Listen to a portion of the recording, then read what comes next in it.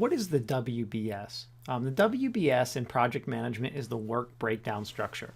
And I'm going to talk about it with an instructional design, as the theme, because I'm an instructional designer and that's what I'm going to do. So for those of you listening, I'll describe, and for those of you watching, you can see on my screen what I have here. Okay, so the WBS is all of the tasks, all the work you're going to do as part of a project. It's everything. I create the WBS usually at a pretty high level first to make sure that all my tasks are there, working with a SME, usually getting approval, and then breaking it down further and further to ensure that all my tasks are ready for my project, and then I put them in the schedule and I'm ready to go. So on the screen here for my WBS, my sample, my work breakdown structure, what I have here is my task is to create a computer-based training module. Now, I made this very simple. I don't have, the whole project management process like initiating and all. I don't have all the phases here.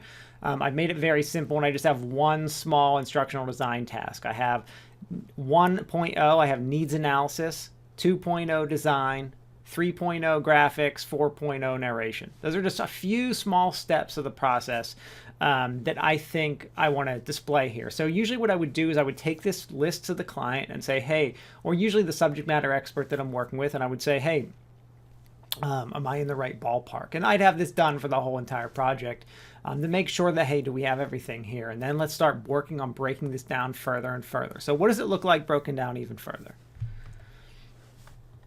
Because the big question with a WBS is how far do you need to break it down? How far should we go? And the answer is you go, if I'm scheduling something, I have it as part of the WBS. That's as far as I break it down. If I'm putting it on the schedule, if I need to devote time to doing this task and it's going to take my time, it's going to be on there. All right, so now I've redone this and it's a little more detailed. So now we have this 1.0 needs analysis, but we have a 1.1. and a 1.2 and a 1.3.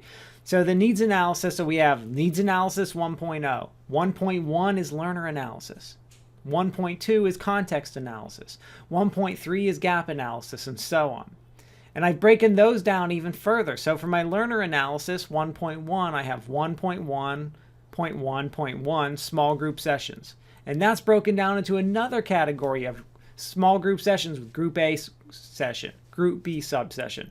If I was going to say identify participants for group A, identify participants, I could even break it down even further to doing that if that's part of my process, if that's what I'm going to do. So depending on what you're doing with your project is how far you actually go and keep breaking it down. So that's the WBS. It's the intro to your schedule. And here's a sample of what it looks like in a Gantt chart. This is just an image I pulled off the web of a Gantt chart. But you can see on the left-hand side is my WBS. For those of you listening, all the steps of the project are listed on the left. And then on the right is my Gantt chart showing how long everything is going to take in, MS Project. But that's what the WBS is. It's getting all of those steps. It's a super, super important task that you have to complete. Thank you.